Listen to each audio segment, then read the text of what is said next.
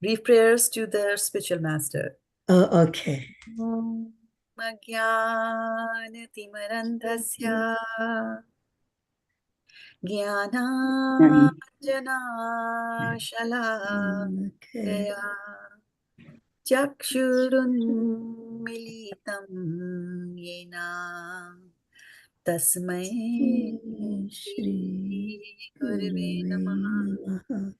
Shri Chaitanya Manobhishtam Sthapitam Yena Bhutale Swayam Rupa Kadamahyam Dadati Swadantikam Vandeham Shri Guru Shri Yuta Padkamalam Shri Gurun Vaishnavamscha Shri Rupam Sagrajatam Sahagana Raghunatanvitam Tam Sajivam Sadvaitam Savadhutam Parijana Sahitam Krishna Chaitanya Devam Shri Radha Krishna Padan Sahagana Lalita Shri Vishakhanvitamscha He Krishna Karuna Sindhu Deenabandho Jagatpate Gopesha Gopika Kanta Radha Kanta Namastute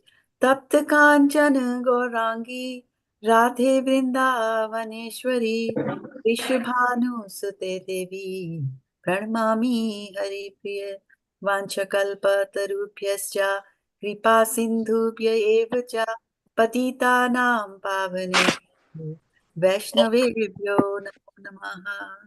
Jai Shri Krishna Chaitanya Prabhu Nityananda Shri Advaita Gadadhar Shivasadi Gaur Bhakta Vrinda Hare Krishna Krishna Krishna Hare Hare Hare Rama Rama Rama Hare Hare Gaur Premanande Hari Hari Bol.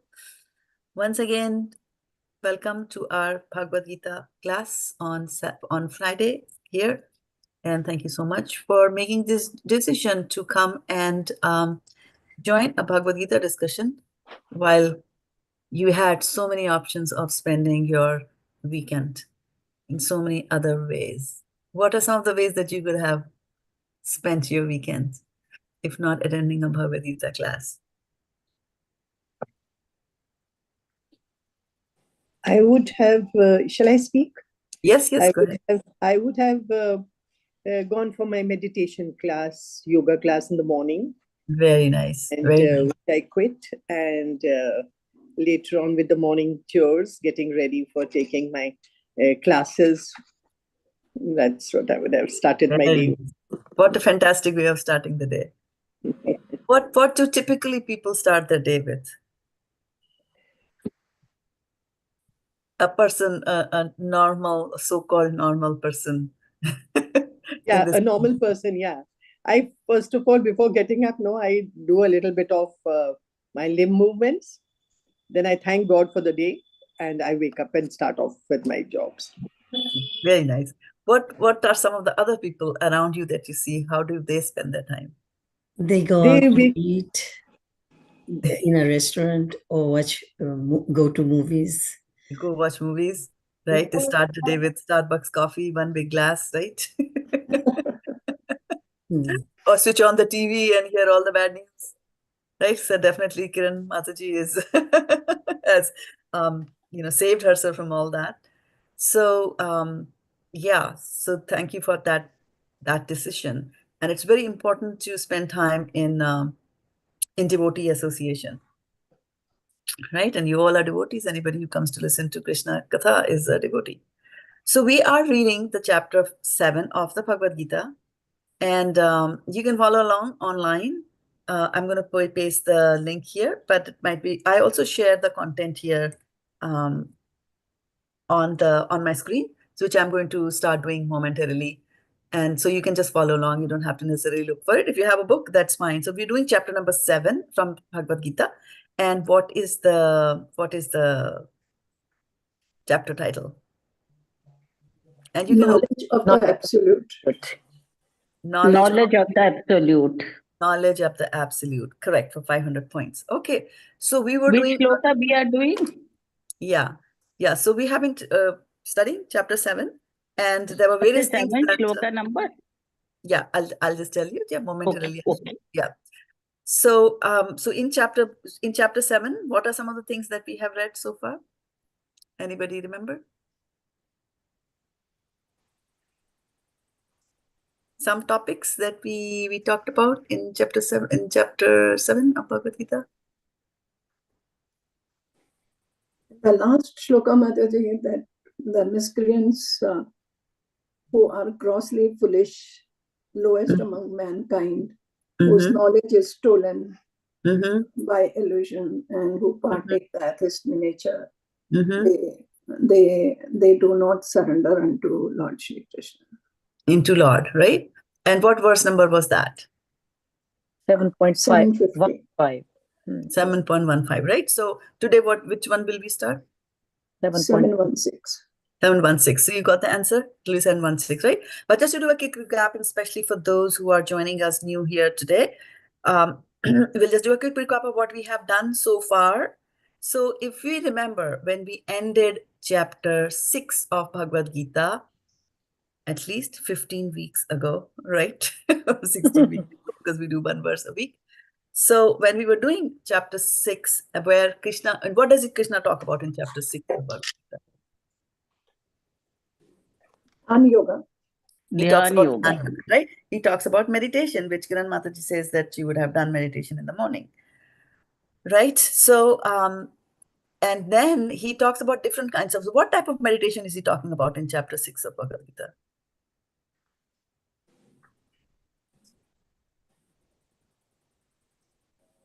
There are different types of meditations, right? What meditation is he talking about? You're meditating on who? When in chapter 6, we are meditating, right? I can meditate on my water bottle, right? What is meditation? Meditation is focusing your thought on a particular object. That's all meditation is, right? Technically. Now, in chapter 6, he's talking about that you should focus your thoughts on some, right? So where should we be focusing our mind? According to chapter 6 of Bhagavad-gita.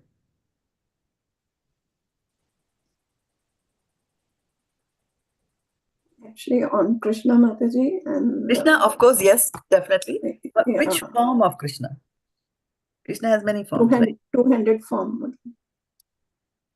With the flute in hand and a peacock feather on his head. With the pitambar. Anybody else differs with Rashana Mataji?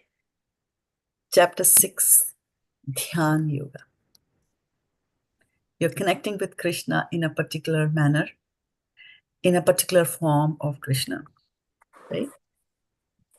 Mataji, I remember this shloka, yogi nam api sarvesham. Matgaten antar. Atmana Shraddhavan Bhajate Yomam.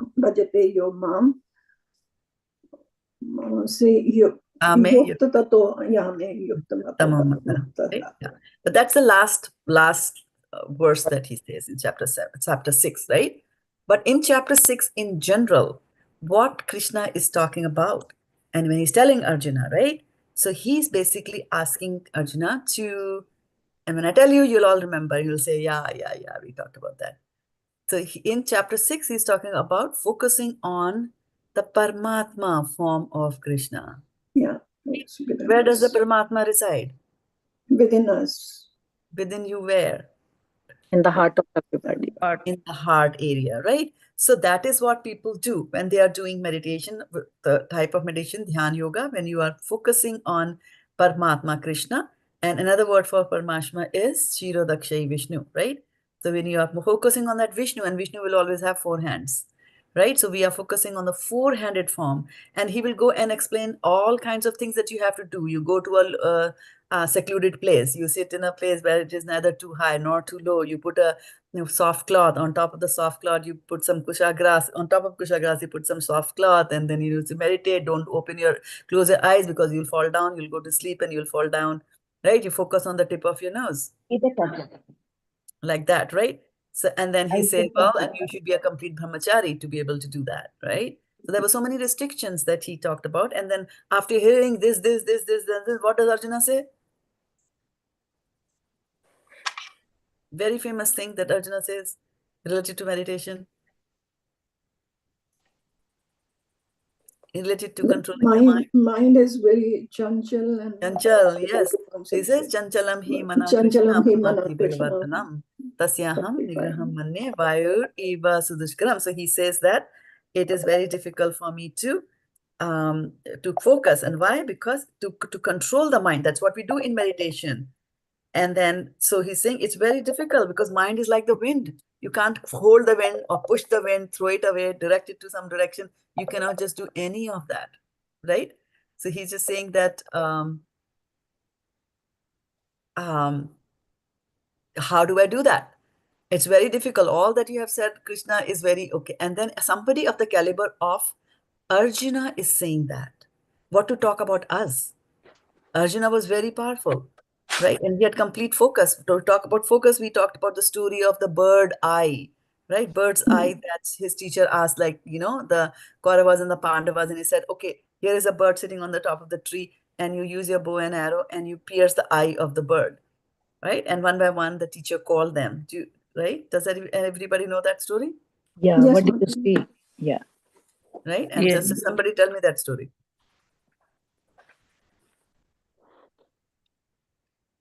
Mataji, Guru told all his disciples to focus on the eye, and everybody said that, he said, what can you see? Somebody said, I can see the leaves of the tree. I can see the bird sitting there.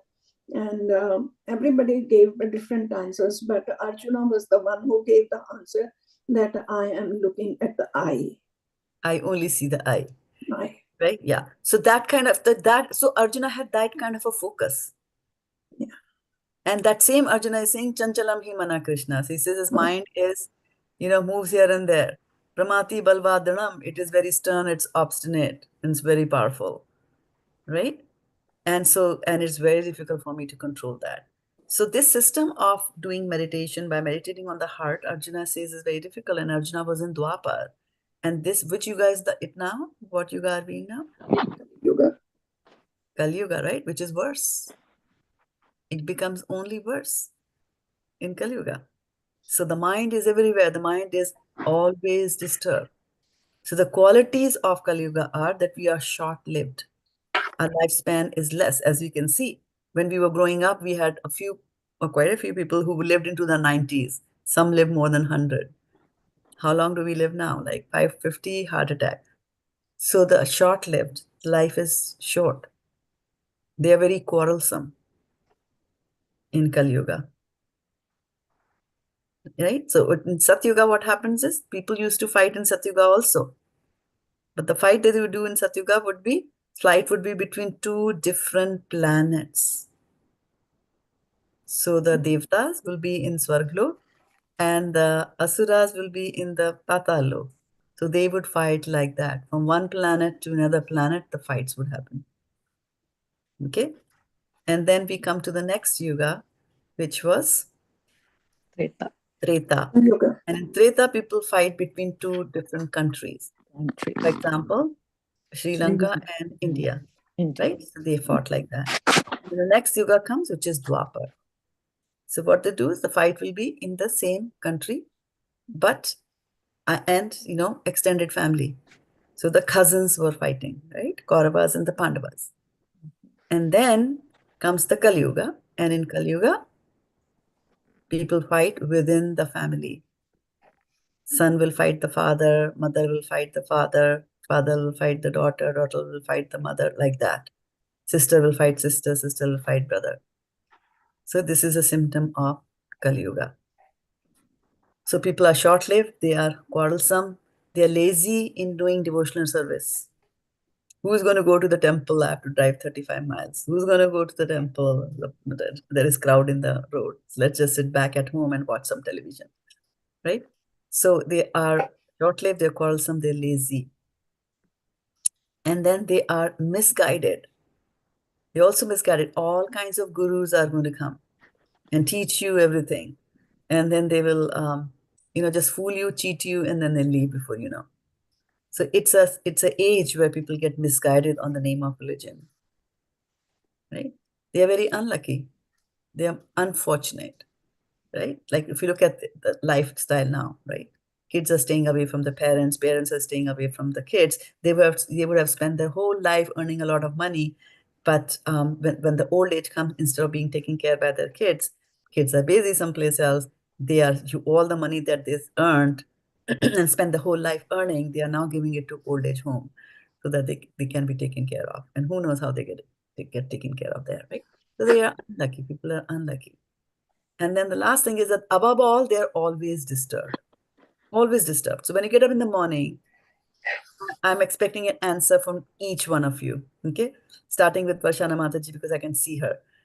So when you get up in the morning, give me just one example of how you can be disturbed in the morning. Just one example. Even if I get up 15 minutes late, I feel disturbed that my whole,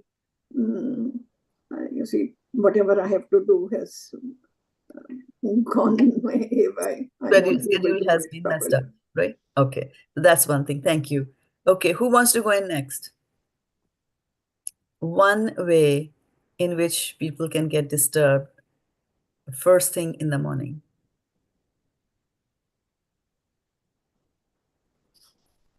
Kiran Mataji, go ahead. You are on mute. You're speaking on mute.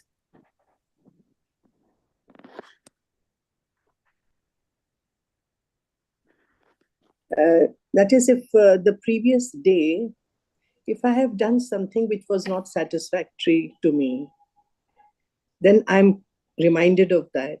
Then I First get thing in the morning. First thing in the morning, right?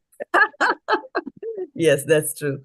Thank you. Who else wants to share what can disturb people the first thing in the morning? You think of the things that need to be done, and it can be overwhelming at times. That can be overwhelming. Correct. Okay. Nice. Anybody else wants to share? Yes, Mataji. The things which are on our mind to be completed today. Pending. Yeah. Action item list, right? Yeah. Yeah. Anybody else wants to go? Jyoti Mataji, you have been silent. I get disturbed if I have a dream full of tension when I get up. That is very disturbing for me. That's very disturbing, right? Because yeah. Although in that dream, I have lived the life of full of tension. So when I get up, that tension continues for some time. And then dream will be like I'm gone for exams and I forgot the pen. I'm trying to catch the train, I'm unable to do. So there is a full tension. So when I get up, it's very disturbing. Very disturbing. Thank you for sharing that. I think going to give the high school exam, like we continue to give high school exam even when we are 80, 90, 100. I think that fear, that I don't know what it is with the high school exam, but yeah, it comes to haunts everybody. So you're not alone, Jyoti Bachi, in that. So yeah, so people get disturbed, and then some of the very mundane, of course, the alarm clock is the first thing that disturbs you. And it's like, dang, I have to go to office.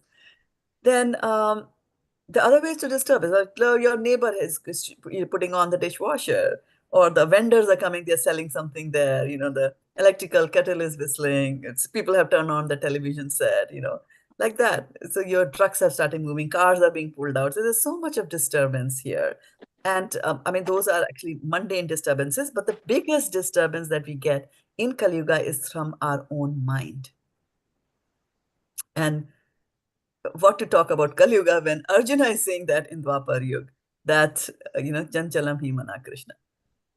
And Krishna said that with suitable practice, you can do that, right? So Krishna goes on to explain, how to renounce and those kind of things he explains in Bhagavad-gita. But then at the end of chapter 6, which Varshana Mataji had quoted, he said, okay, now you're trying to concentrate on the four-handed form of Krishna, which is Narayan or Paramatma. But you can also concentrate on the two-handed form of Krishna, which is a much better form of Krishna. So then he's saying that, there are different types of yogis, Gyan yogi, Karma yogi, Dhyan yogi. There'll be different kinds of people. Yoga means to connect with Krishna. And so you can connect with Krishna in different ways.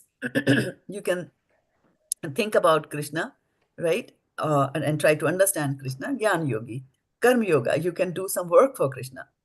And in this chapter 6, he were talking about that you can meditate on Krishna as the Paramatma in your heart. And that's one.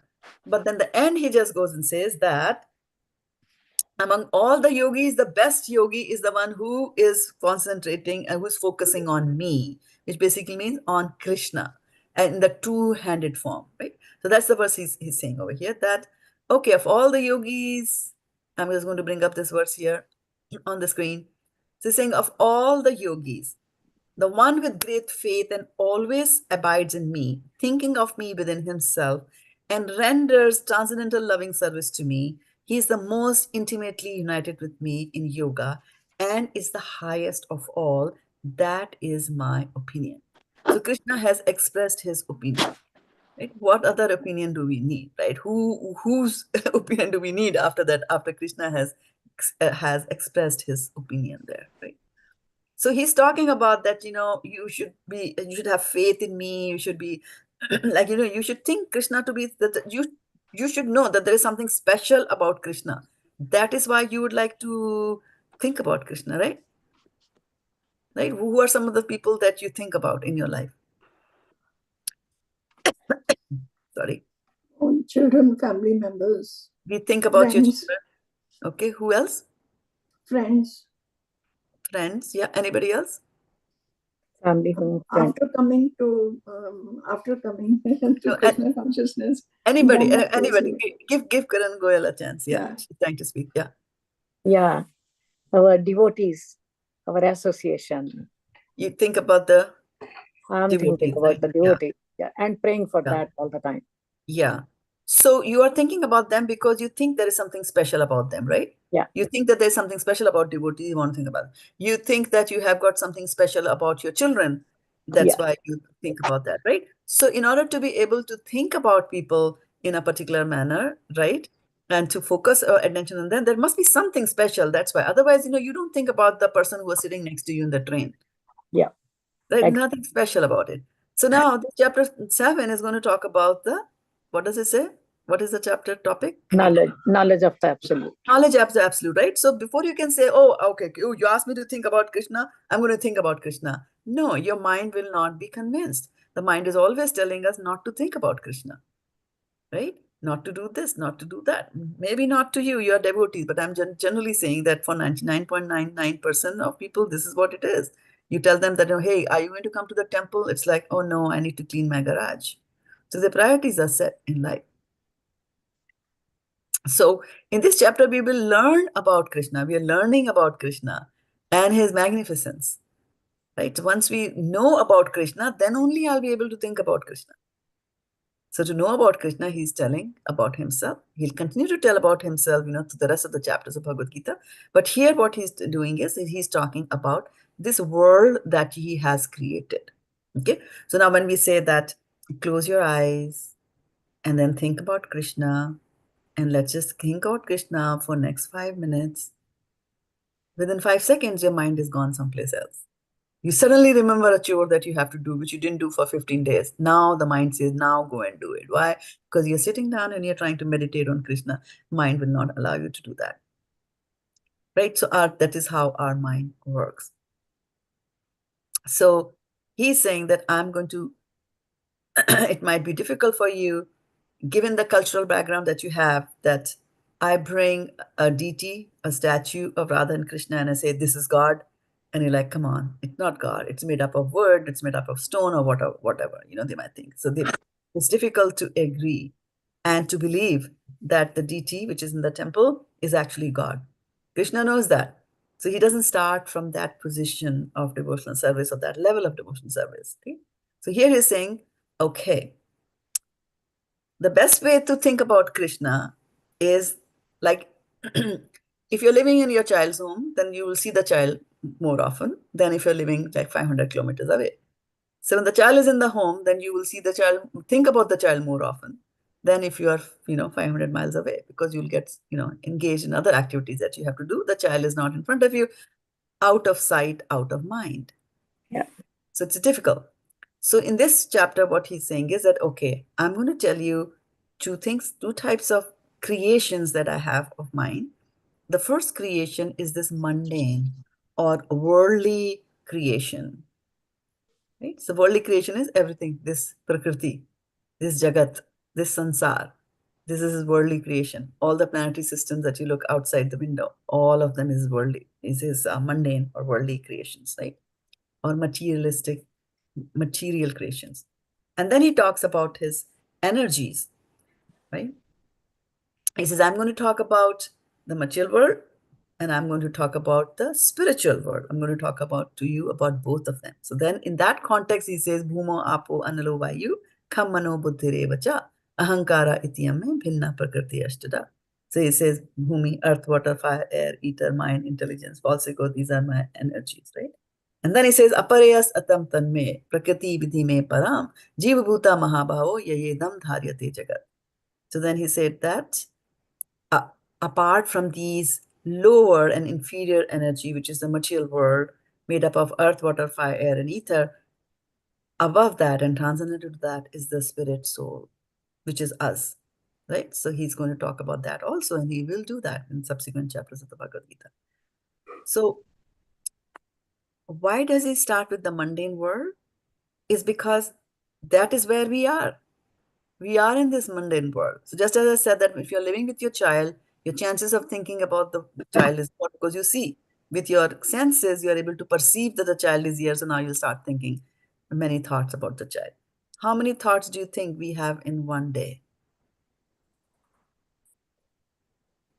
Many. Many. I need a number, please. Many is like how? 1,000? 500? 15? Must be in lakhs. Must be in lakhs. So on an average, we think 60,000 thoughts every day. And 80% of them are repeated thoughts. Can you give me some example of what could be repeated thoughts? I have to put the laundry in. I have to wash the clothes. I have to do the laundry. I have to empty the laundry. I have to empty the dishwasher. I have to load the dishwasher. What should I cook? What should I wear? And then, of course, oh, that person was bad with me. Oh, this, like that, right?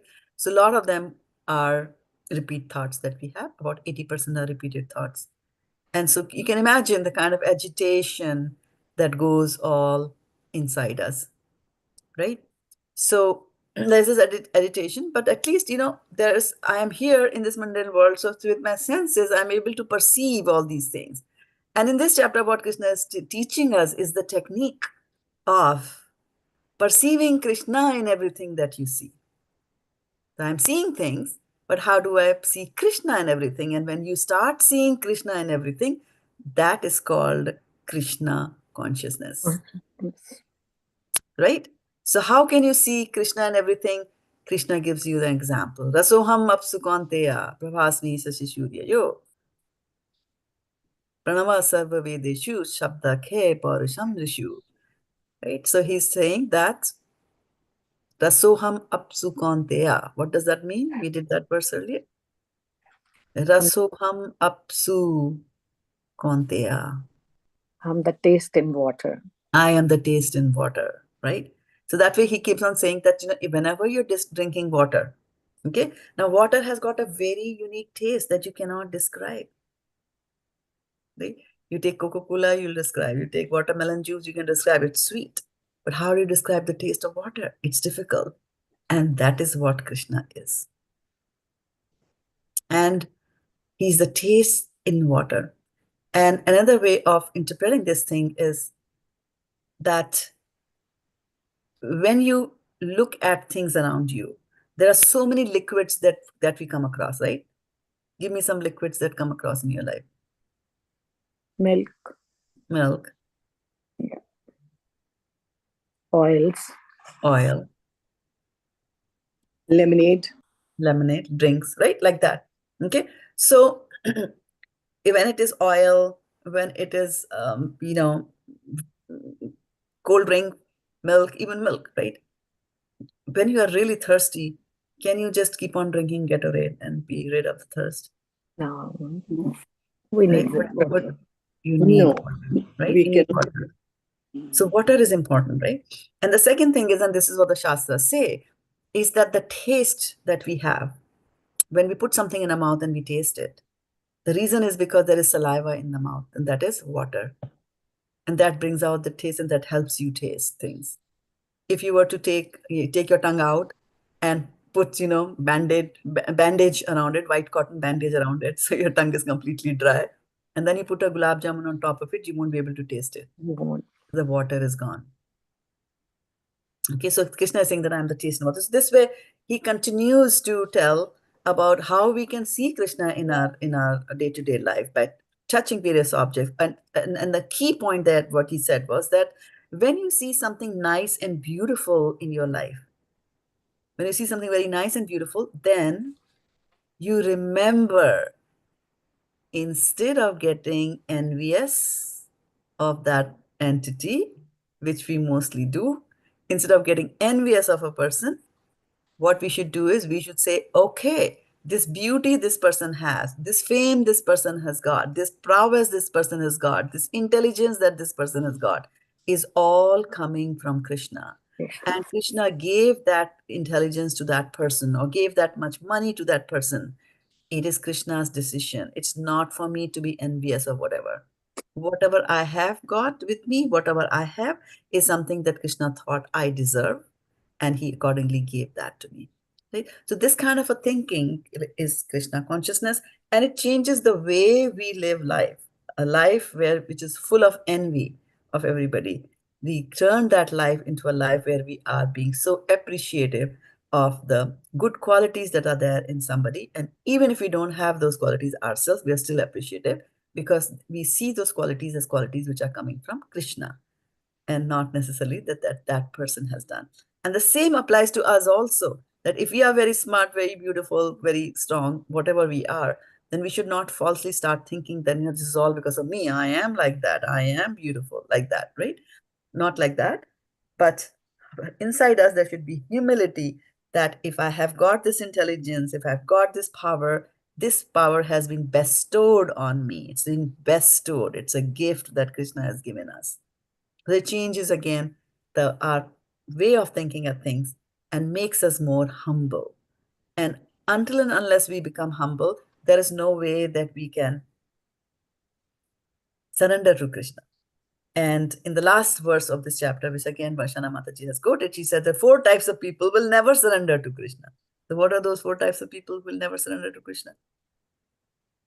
Miscreants, Naradhama, okay, Buddha, and Asuras. Okay, Naradhama, Mudha, Asura. What is the 4th? Miscreants, evildoers. Grossly foolish. Grossly foolish is Mudha. Muda. Yeah.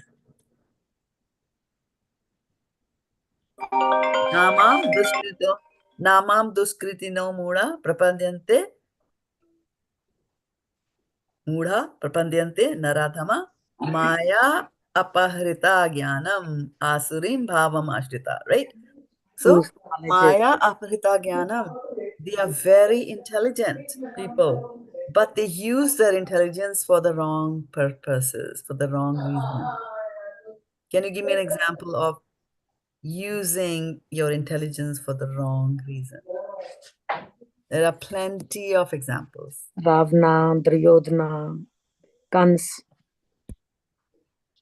Correct. They all were intelligent. They were powerful. They were strong. And they had Krishna in front of them. They had Lord in front of them. Even then, they couldn't recognize. And they used their power, their skills in the wrong way. Correct. Correct. Thank you. Right. So that was last week that we talked about. So this week, what we are going to do is we are going to talk about the other fourth variety of people. And those are the ones who come to Krishna. Okay? Oh, positive. So, yeah. So now here is saying, catur-vidhā bhajante māṁ janāḥ su-kṛtino Arjuna ārto jijñāsur artha-arthī jñānī ca bharata-ṛṣabha. They saying catur-vidhā. Catur-vidhā means four kinds of. Catur means four, right? Four kinds of.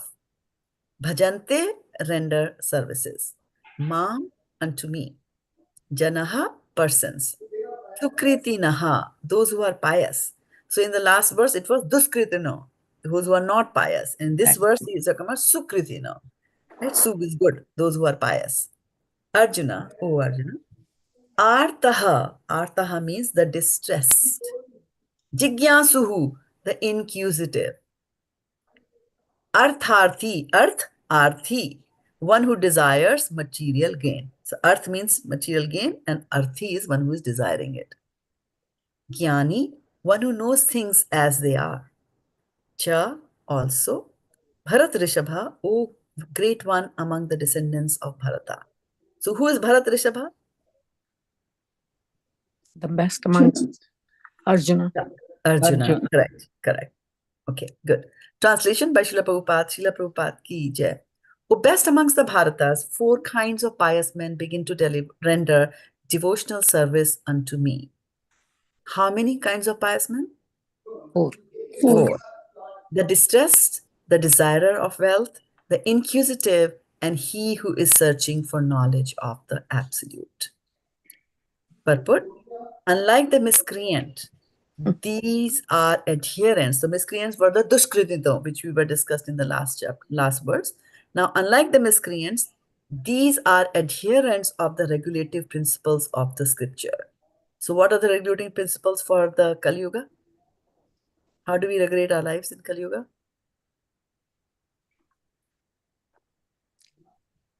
Our regulative principles are Correct. And what are the regulative principles? no meditating. Yeah. No gambling. Okay. Illicit sex, no intoxication. Right? So then he's saying you obey the rules and regulations of the scripture, the moral and the social laws, and are more or less devoted to the Supreme Lord. Out of these, there are four classes of men: those who are sometimes distressed, those who are needing money, those who are sometimes inquisitive, and those who are sometimes searching after knowledge of the absolute truth. So, what is the Sanskrit for distressed? Here, I'm sharing it here with you. Artha. Artha, not artha. It's not artha. It means meaning. Yeah, this is artha, titli, tata titli. Artaha, the distress. Okay, and then who is the knowledgeable one who knows the things as they are? Jñānī. Jijñāsur. No, jñānī is one who knows. One who knows is jñānī. Jijñāsur is what? Who is inquisitive. Inquisitive. He's trying to find out, right? Searching for knowledge. Correct. And those people who are pious, what are they called in Sanskrit? Su-kṛt. Yeah, su-kṛtinaḥ. Yeah, su-kṛt. Okay, good. Right? So here he's saying that those who are sometimes distressed, those who are in need of money, those who are sometimes inquisitive, and those who are sometimes searching after knowledge of the absolute truth. These persons come to the Supreme Lord for devotional service under different conditions. These are not pure devotees because they have some aspiration to fulfill in exchange for devotional service. Pure devotional service is without aspiration and without desire for material profit. The Bhakti Rasamrita Sindhu 1.1.11 defines pure devotional service as Anya abhilashita shunyam jnana karmadhyanavritam anukulyena krishnanu shilnam bhaktiruttama. One should render transcendental loving service to the Supreme Lord Krishna favorably and without desire for material profit or gain through fruitive activities or philosophical speculation. This is called pure devotional service or Shuddh Bhakti. When 4 kinds of people come to the Supreme Lord for devotional service and are completely purified by the association of a pure devotee, they also become pure devotees. As far as the miscreants or the su-kṛtino are concerned, for them, devotional service is very difficult because their lives are selfish, irregular, and without spiritual goals. But even some of them, by chance, when they come in contact with a pure devotee, also become pure devotees. Those who are always busy with fruitive activities come to the Lord in material distress, and at that time associate with pure devotees and become, in their distress, devotees of the Lord. Those who are simply frustrated also come sometimes to associate with the pure devotees and become inquisitive to know about God. Similarly, when the dry philosophers are frustrated in every field of knowledge, they sometimes want to learn about God, and they come to the Supreme Lord to render devotional service and thus transcend knowledge of the impersonal Brahman and the localized Paramatma and come to the personal conception of Godhead by the grace of Supreme Lord or his pure devotee. On the whole, when the distressed, the inquisitive, the seekers of knowledge, and those who are in need of money are freed from all material desires, and when they fully understand that material remuneration has nothing to do with spiritual improvement, they become pure devotees. As long as a purified stage is not attained, devotees in transcendental service to the Lord are tainted with fruitive activities, the search for a mundane knowledge, etc. So one has to transcend all this before one can come to the perfect stage of devotional service. Om Tat Sat. Okay, so now let's pause here and let's take some reflections or questions based on what we have heard so far, what we read particularly in this chapter, in this verse. Anything that struck your mind, anything you heard which was new. I also see Ritu Mataji has joined. Thank you for joining. And I also see Shavita. Good to see you here. Hare Krishna. Hare Krishna, Mataji. Hare Krishna. So anything that comes to your mind that you'd like to share? Any thought? I was thinking that for pure, I don't know. I think as you said, it says, right, there's levels to descend to that level of pure devotional service. Somewhere, I think there is some material, we ask for Krishna for something. That means, is that it's not a pure devotional service, Mataji? Correct. It is not pure. It's got a little bit tainted by your desire. So Pure how do we keep aside those material desires from him and try to at least achieve the devotional service, the true devotional pure service? devotional service. Yeah. It's a practice. It's a practice. It's sadhana, right? Just as we want to learn how to play the harmonium, you have to practice, Okay. right? You have to practice. Similarly, here, devotional service also has got to be practiced, right? And what we need to do is to keep on catching ourselves. However, we should not lose hope that we are not pure devotees of the Lord, that we have got some desires, because this verse that we are talking about, Krishna is telling us that 4 types of people do come to me. And why do they come to him? Some person wants money, so he comes to him. Right? Some person is in distress and he wants to come to Krishna. So when a person is in distress, there could be so many things that the person could have done to get out of the distress. But that person chose to come to Krishna. So that means that he already has got some sort of a relationship. It might not be the very pure relationship where I am the bhakt and you are my, sadhak, that you are my lakshya. It's not like that, right? So he has got some desires are there. And there's a verse in Srimad Bhagavatam that says, Akama sarva kamo va moksha kama udharidhi tivrena bhakti yogena jajeta purisham param. So what it says is, Akama sarva kamo va. Kam means desires. Okay? So it says akam. Akam means when you add a, then it becomes opposite, right? So akam, if kam means desire, akam means Without. no desire or without desire, right? So if a person is without desire, akama, and the other person, sarva kamova, or sarva kama, he's full of desires. Right? Akama sarva kamova, moksha kama udaradhihi, or a person is desiring moksha, liberation from this material world.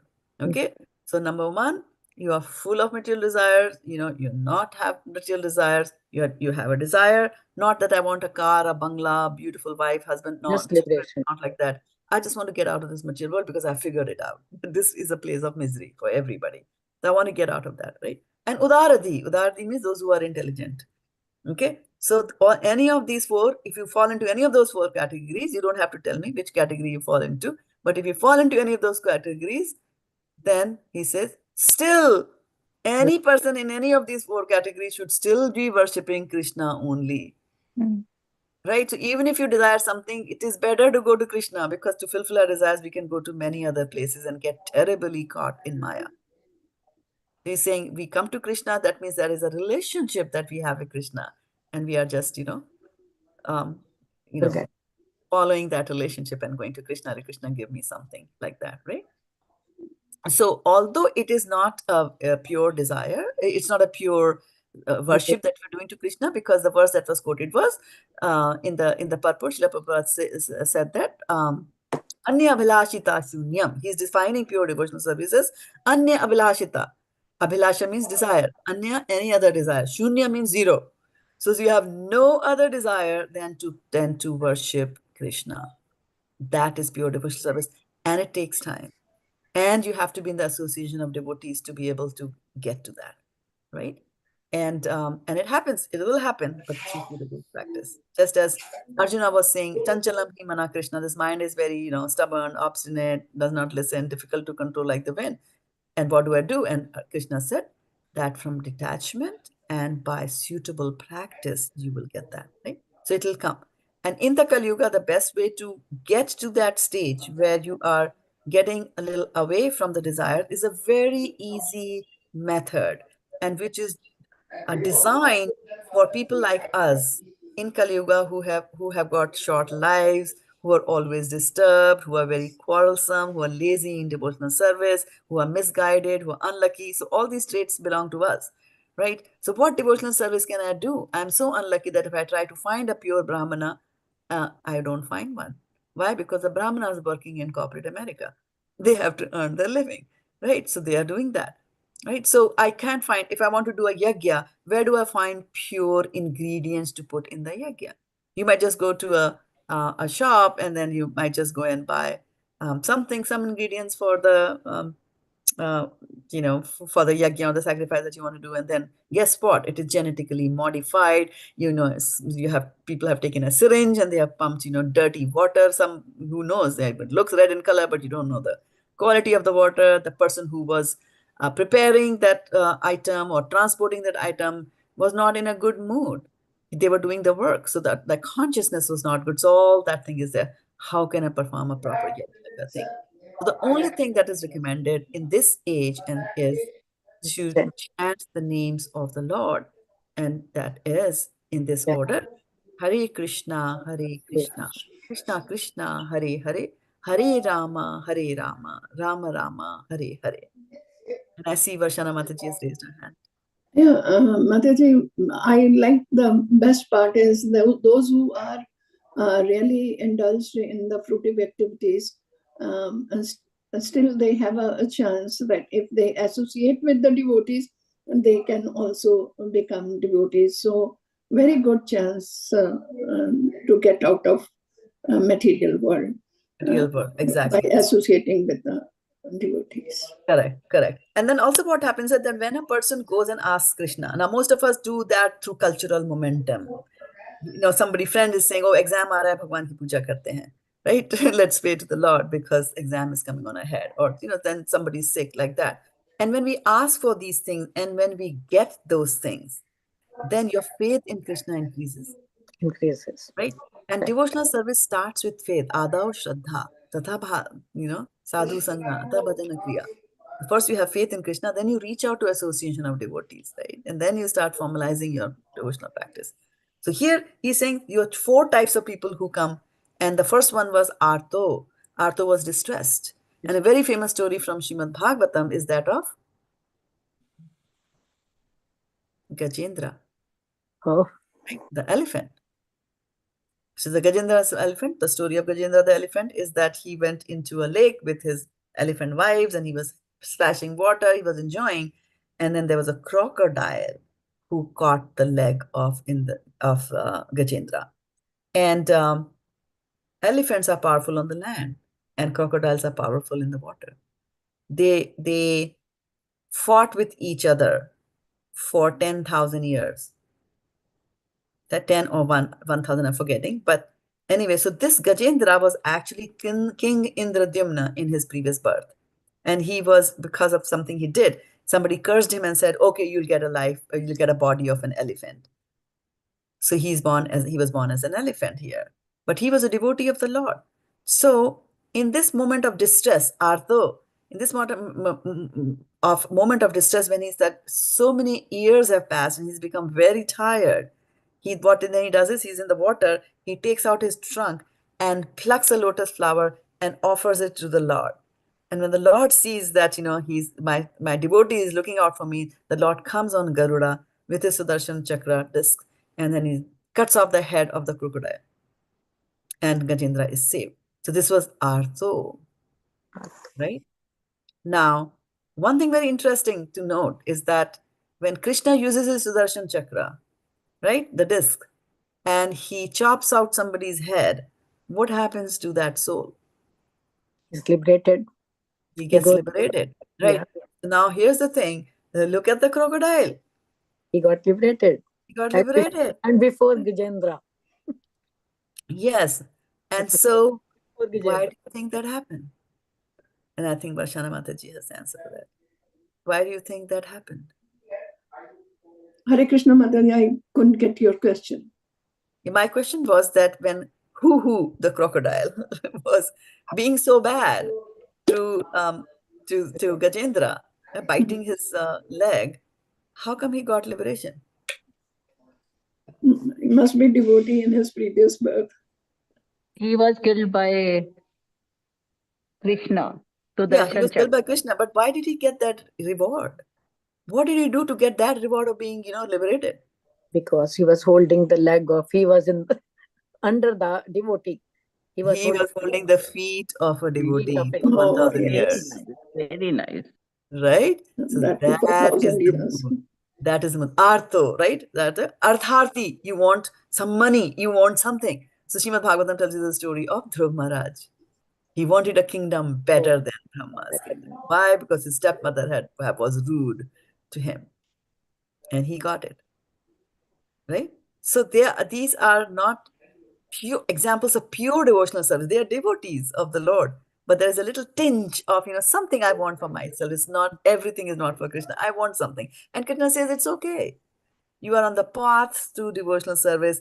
Subsequent lifetimes, you will become a pure devotee. You have just taken the first step. And great journeys begin with the first step, right? So, artha-arthī. So I took ārto and artha-arthī, then jijñāsur, and then jñānī. So jijñāsur is people who are inquisitive. Like the Srimad Bhagavatam starts with the sages in Naimisharanya who have sat down and who are going to do a yajna, and they are they are headed by Shaunak Rishi. And so they are asking that question of the speaker, right, who is Sutta Goswami, and they are saying 6 questions they ask, right? So anybody remember what were the 6 questions that were asked? I remember we did that, I think 6 years ago. So I will give it to you if you don't remember. But what is the essence of all the Vedas? What is the essence of all the Vedas? And why do you think they ask why did they ask for the essence of all the Vedas? Why do you think?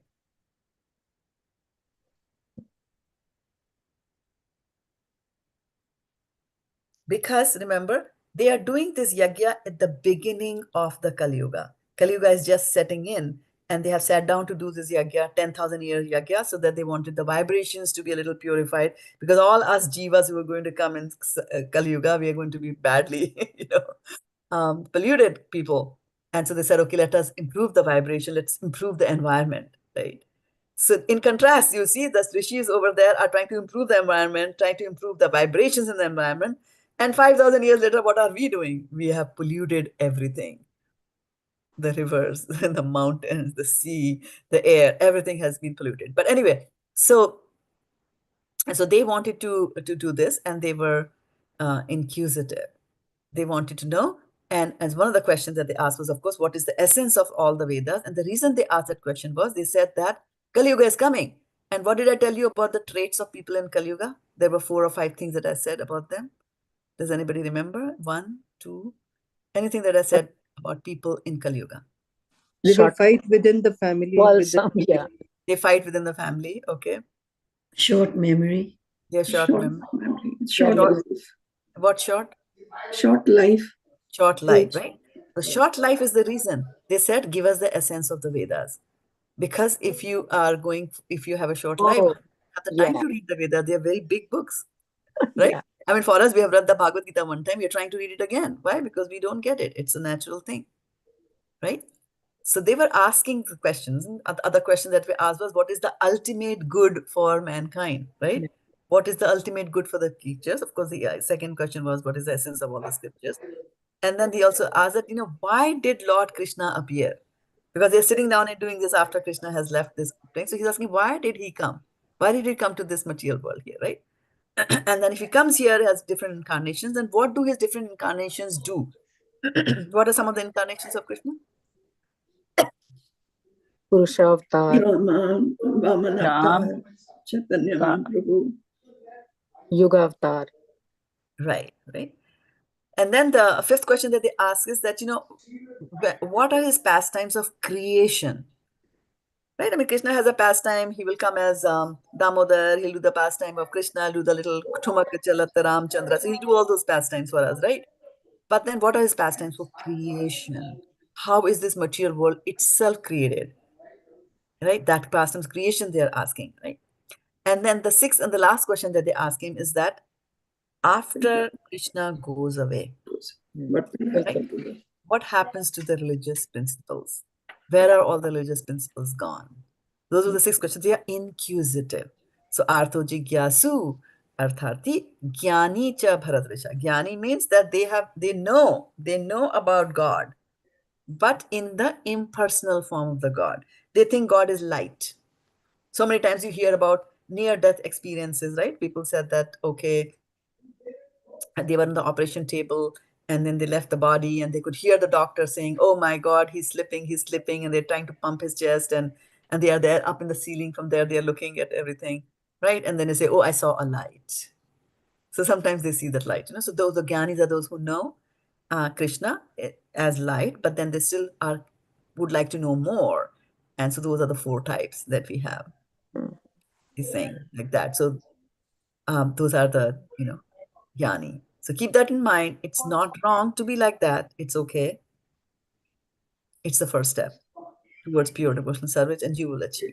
Till such time, Hare Krishna, Krishna Krishna, Hare Hare, Hare Rama, Rama Rama, Hare Hare.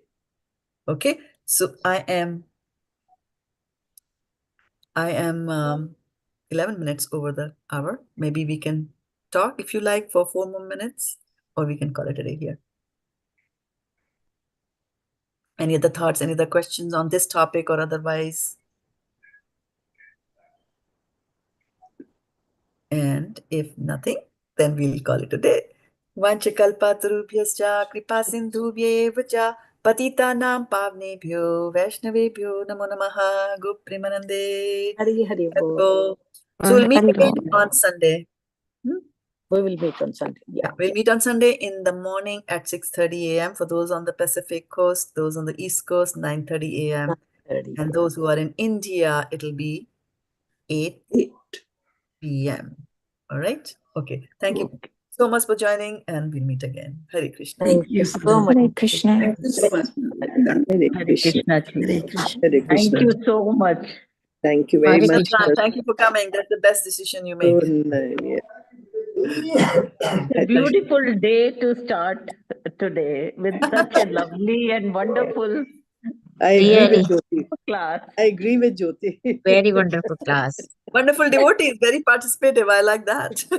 So nice. Yeah. And started with meditation. It is added to this also.